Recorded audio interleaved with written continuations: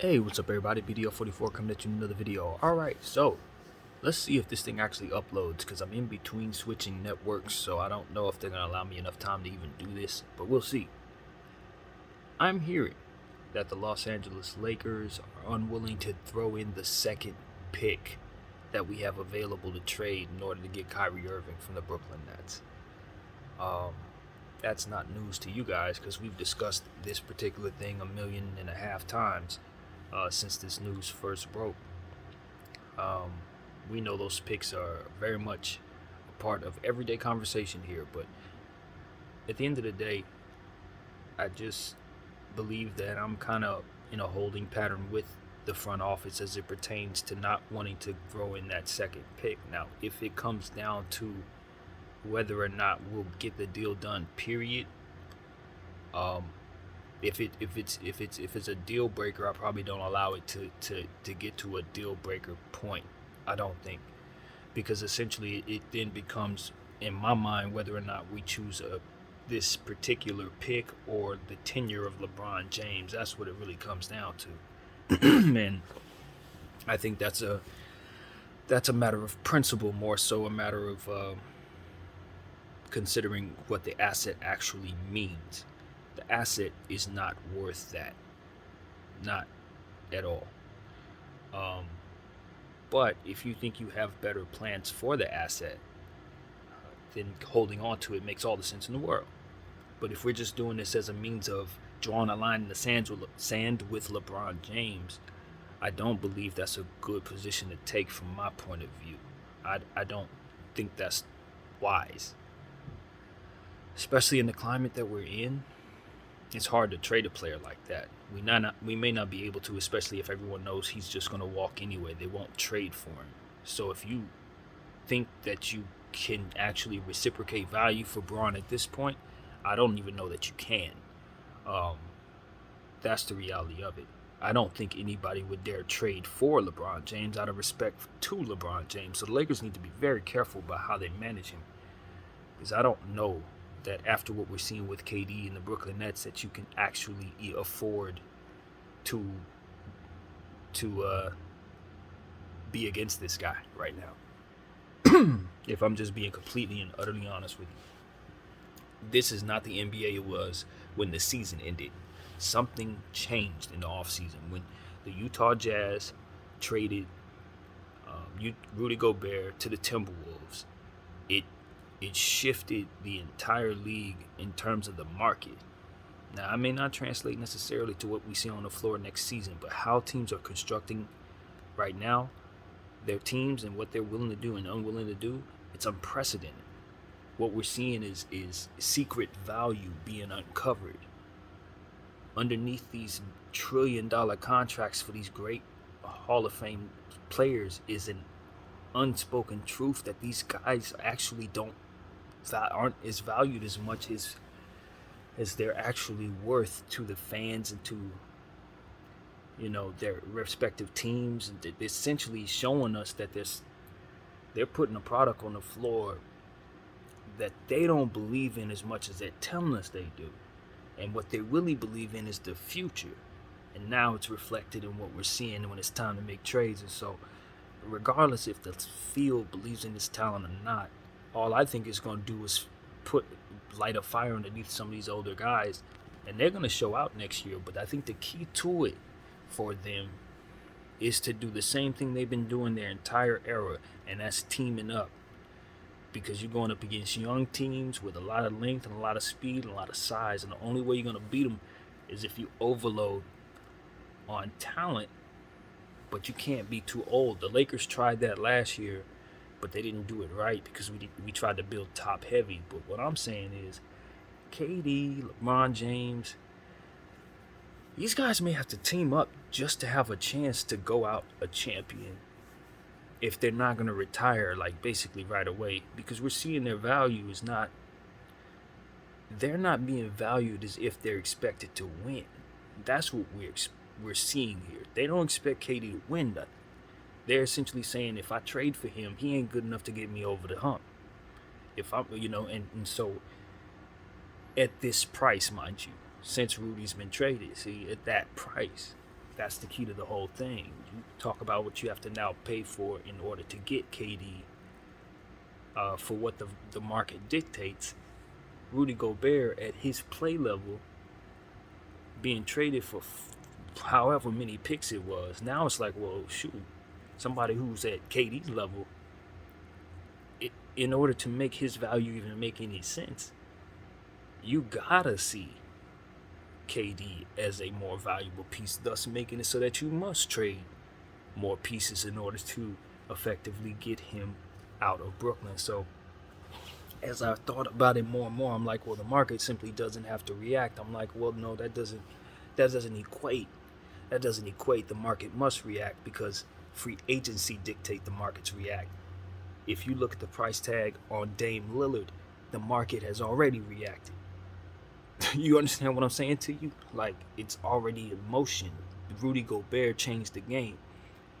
So now, as to which you'd say, okay, I can get a bunch of picks for LeBron James.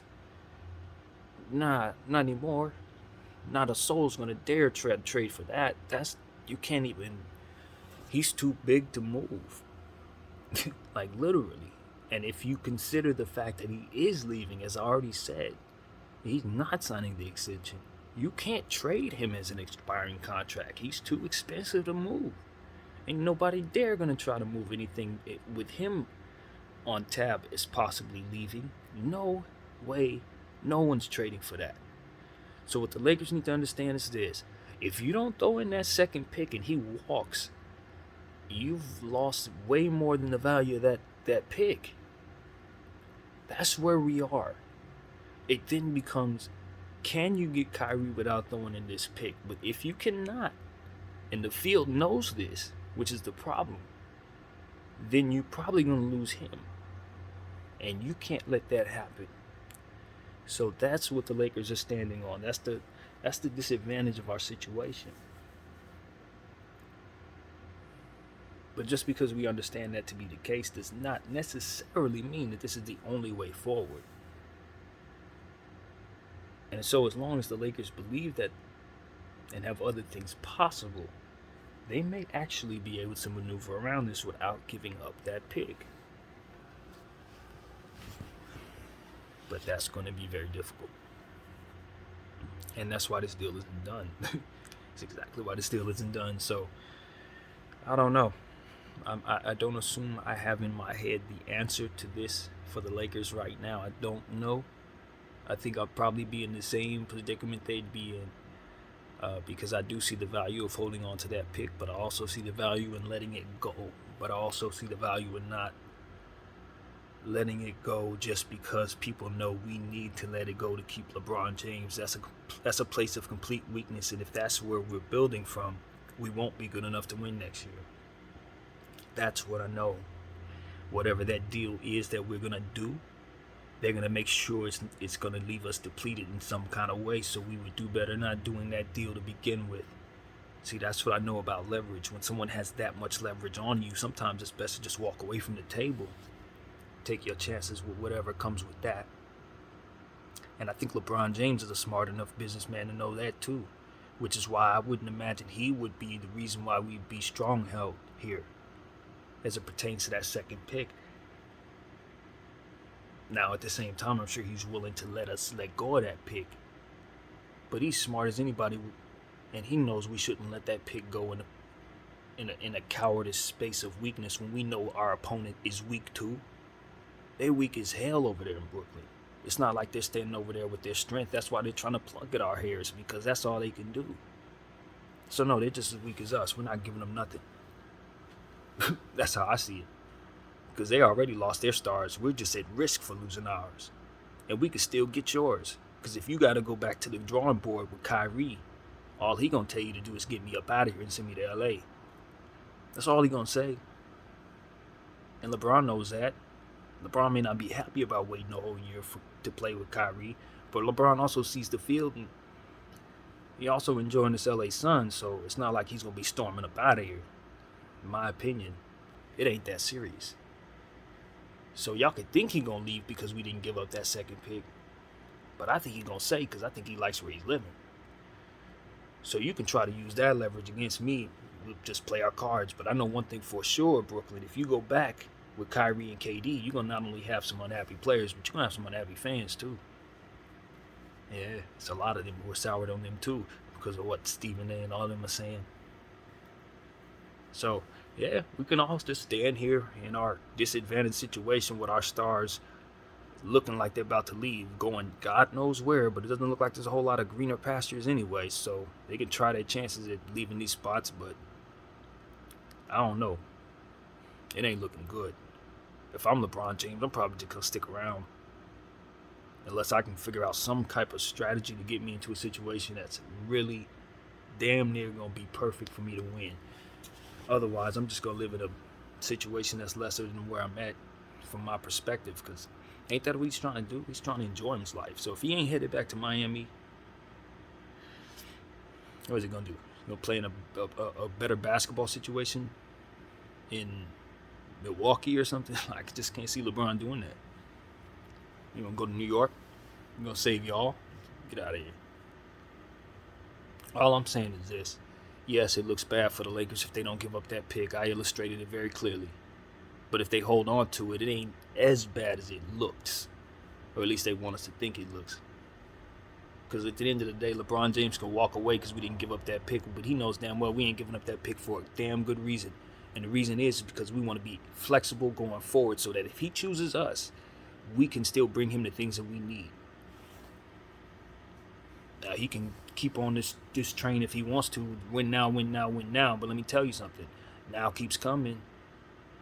It keeps coming. And one thing's for sure. When the well runs dry, we learned this with Russell Westbrook.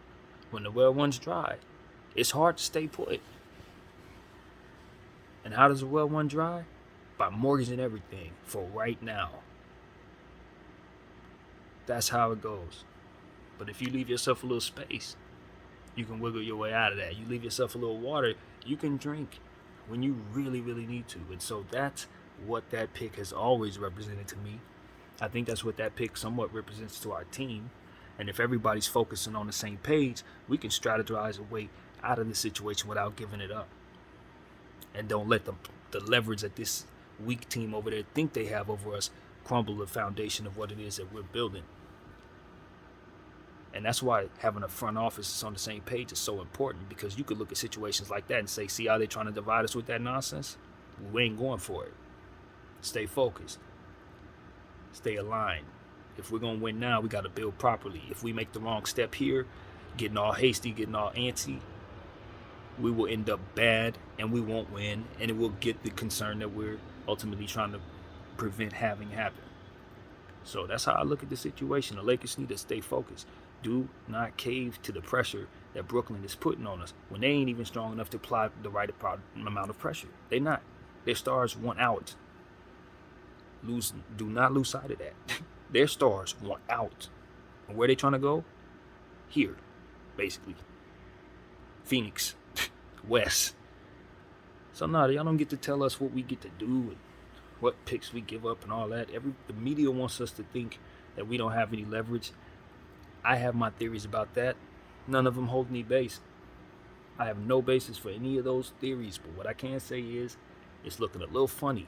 It's looking a little funny how everything seems to be leaning toward Brooklyn having all this leverage when I can clearly see the tea leaves show me that we got a little more than they're telling us. So maybe I'm wrong. I'm open to being wrong. But I tell you this, if I was so wrong, I think this deal would already be done. I think they gave up that pick already. They would have seen it as a means of losing Braun, as I illustrated earlier, and they would have already done it.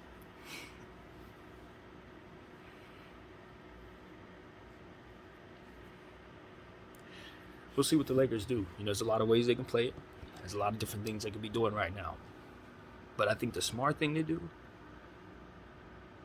is to let Brooklyn think whatever they want to think,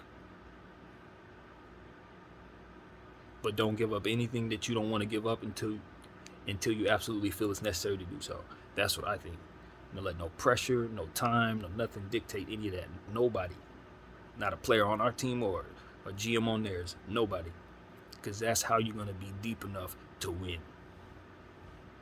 This is how you withstand 80s injuries. This is how you withstand LeBron's injuries. This is how you withstand whatever takes place with Westbrook. This is how you do it, by making good decisions now, before basketball's even played.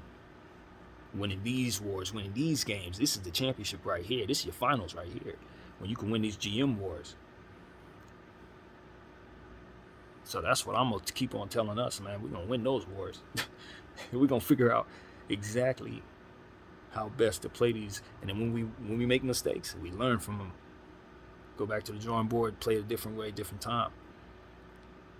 I'm telling you, this Laker thing, we ain't going to stop winning. Not as long as people like myself exist. We going to will ourselves toward more championships and more dynasties in the future. I'm not kidding. If I have anything to say about it, we going to figure it out. Since we've made enough mistakes and watched other people make enough mistakes and know how to kind of maneuver around some of those, I'd imagine we're the Lakers, are we not? And we certainly have enough experience winning. We know what it takes. We know what intangibles are. We know what mental edges are. We know what balance and taking care of your timeouts and things of that nature are. So all these little things that go into basketball, Lakers know all about that. We know everything about that. Chemistry. We know. So this is nothing. The stuff the Lakers have been through, you think you're applying this type of pressure? Do you want to look in our history of what we've been through? What we've endured, Brooklyn? Do you know who you're dealing with? That's my question to Brooklyn. Do you have any idea? Not just the banners. Just look over the last 4 years. You think we're going to cave here? You think Bron just going to walk away because we didn't give up a pick after all this? You sure? Look a little closer. Things are not as they seem. That's all I got to say in regards to whether or not Bron is devoted to LA and whether or not LA is devoted to Bron. Look a little closer. It looks like it's on the surface. It looks like we're Look a little closer. We're here. He's here. We ain't going nowhere. And Kyrie's already on board, whether you trade him to us or not. We're here. And you know what we're coming after. 18. My name is BDL44. I thank you all for watching. I'm out.